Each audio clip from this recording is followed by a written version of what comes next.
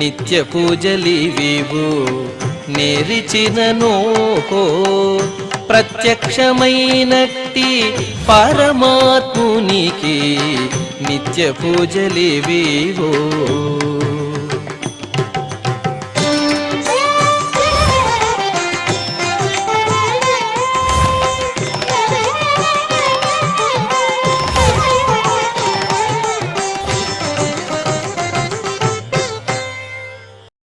ఓం నమో వెంకటేశాయ.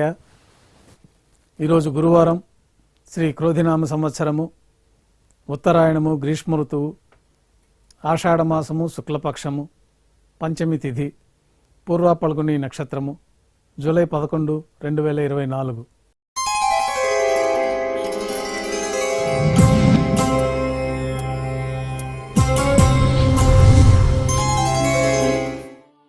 శ్రీవారికి గురువారం ఆర్జిత సేవగా తిరుప్పావడి సేవ విశేషంగా జరుపుకుంటాము.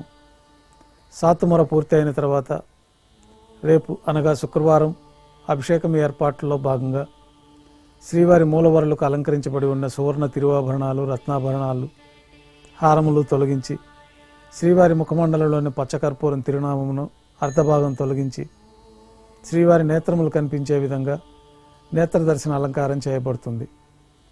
శ్రీవారికి బంగారు పాదకవచములు, సువర్ణ కటిహస్తము, వరదహస్తము, శంకుచక్రములు, కర్ణపత్రములు, శాలిగ్రామాల హారములతో అలంకరిస్తారు.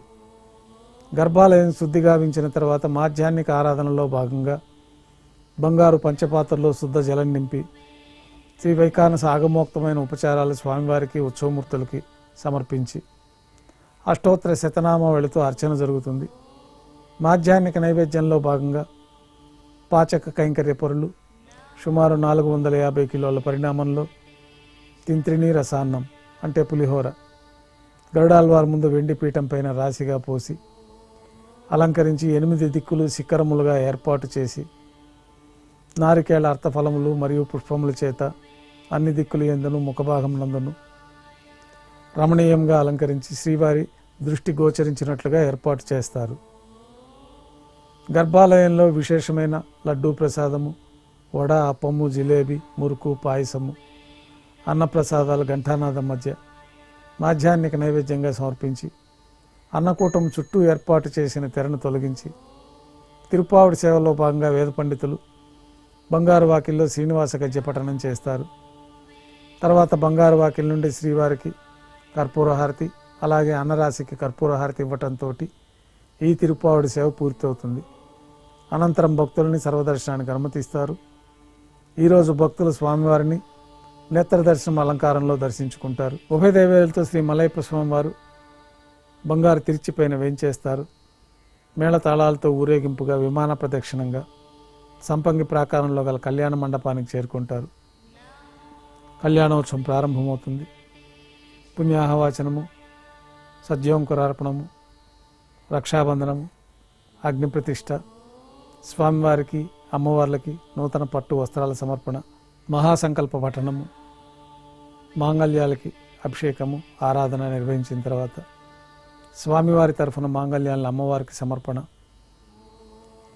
కర్పూర నీరాజనము, విశేషమైన హోమాలతో పూర్ణాహుతి పూర్తి అయిన తర్వాత మాలా పరివర్తనం అనే కార్యక్రమాన్ని నిర్వహించి అమ్మవార్లని స్వామివారి చెంతకు చేర్చి ఈ సందర్భంగా అక్షతారోపణం అనే వైదిక కార్యక్రమాన్ని నిర్వహించి కర్పూర నీరాజనము, నైవేద్యము, తిరిగి కర్పూర నీరాజనంతో కళ్యాణోత్సవం పూర్తవుతుంది.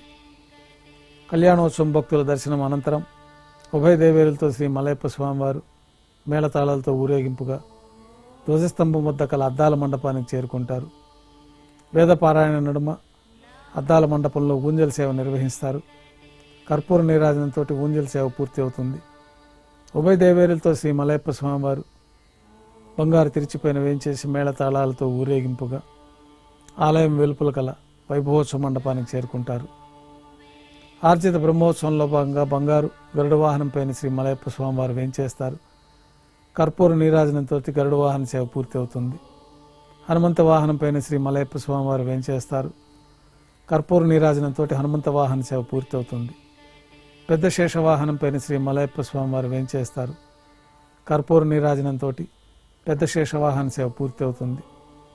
బంగారు తిరిచిపోయిన ఉభయ దేవేరులతో కలిపి శ్రీ మలయప్ప స్వామి వారికి కర్పూర నీరాజన సమర్పణతోటి ఆర్జిత బ్రహ్మోత్సవం పూర్తి అవుతుంది.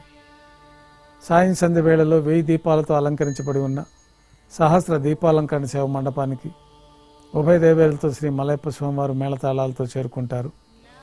వేదం, గానం, నాదం నడుమ సహస్ర దీపాలంకరణ సేవ జరిపి నక్షత్ర నీరాజనము, కర్పూర నీరాజనంతో సహస్ర దీపాలంకరణ సేవ పూర్తి చేసుకొని బంగారు తిరిచిపోయిన 4 తిరువీధులు ఉత్సవం జరుపుకుంటూ భక్తులను అనుగ్రహించి ఆలయంలోకి వేంచేస్తారు.